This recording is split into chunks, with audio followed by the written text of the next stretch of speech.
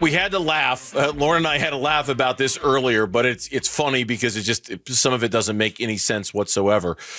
If you were to look at one gambling list, it would tell you that Jonathan Gannon has the fourth best odds to win Coach of the Year in the National Football League. How about that? All right, there you go, Fourth JJ. best. It's my guy. Mike Vrabel is 1.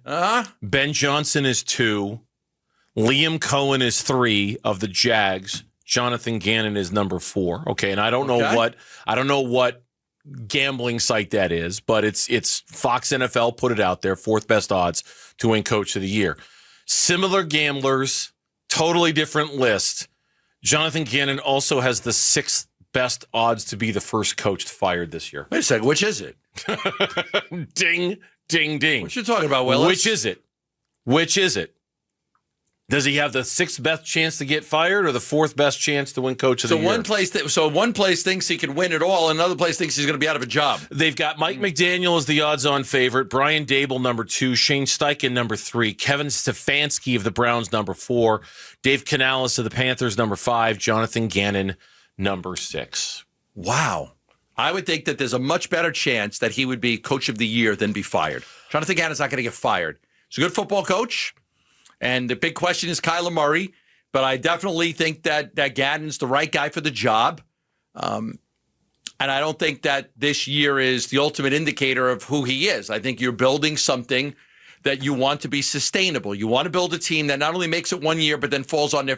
Trying to build something that they could have sustained success, where they could be like the Bills, or the Kansas City Chiefs, or what the Philadelphia Eagles are right now. You're trying to build a team that has some runway to be good for a number of years. Our Dan Bickley wrote a really good column. It was one of my favorite columns of Dan's over the last couple of weeks this morning about just this at ArizonaSports.com, presented by Y-Refi, in which he was very complimentary about Jonathan Gannon, as he should be. Jonathan Gannon is smart, tough, honest, a leader.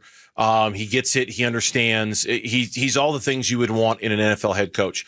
There is no way Jonathan Gannon is on a hot seat this year. No. There's just none. No. I mean, the season would have to be an unmitigated 4-win disaster for it to be even contemplated. Now, have stranger things happened? Yeah, stranger things have happened. Ryan McDonough once got fired right before the season started. Earl Watson got fired 3 games into an NBA season. Steve Wilkes lasted a year. Josh Rosen lasted. Stranger things have happened. I read a story about some high school coach that got fired after the first game. One game and he's like, you're out? Yeah, okay. No, yeah, really. There was a high school coach that got fired after the first game. So you never say never, but I just don't see it happening. But Bick's point, and one that I agree with wholeheartedly, is that this year you have to see the progression, right? You have to see more positive growth. 9 wins. Now, I think them making the playoffs is the minimum, but 9 wins is the minimum. Like they have to be better than they were a year ago. They have to improve a little bit. They do. I would want them to, but there are circumstances. Yep. But next year becomes the year for Gannon. If the growth is minimal and they're only a little bit better than they were a year ago, then next year, Jonathan Gannon's seat is very warm. Next season becomes the year where if they go from 8 to 9 wins this year and they're flirting with a playoff spot all year, it'll be tolerable. You'll take it. I'll be disappointed, but I think you'd look at it and say, okay, that's growth. They're getting a little bit better. But if they don't have that big breakthrough in 2025, he better have it in 2026, because then he very much becomes a hot seat guy, I think. Cliff took a team that had won 3 games and won 5, 8, 11, right? Yep. And then he dropped down and they ended up firing him. I don't know if you got the right guy, you got the right guy.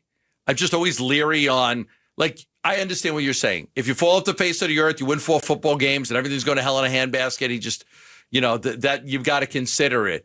But if you're hanging in that 8-9 range, you're just not making the playoffs, then I think there are other circumstances involved. It could be like our quarterback play is just not good enough. We have the right coach. We don't have a good enough quarterback. Well, yeah, but just to be clear, I'm not talking about this year. You're talking about next year. I'm talking about next year. Right. I'm talking about next year. You win 8 or 9 games this year. You move on from Kyler. You bring somebody else in. You win 8 games next year.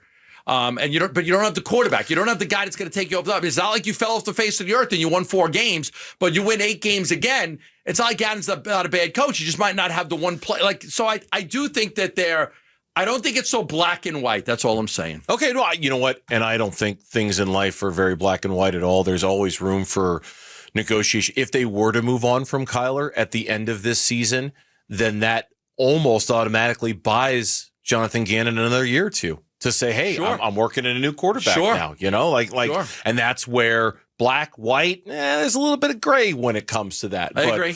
But that's, things get a little fuzzy on that. Well, Thanks for watching Burns and Gambo. Click to see more from the guys and hit the button in the middle to subscribe so you never miss a video from Arizona Sports.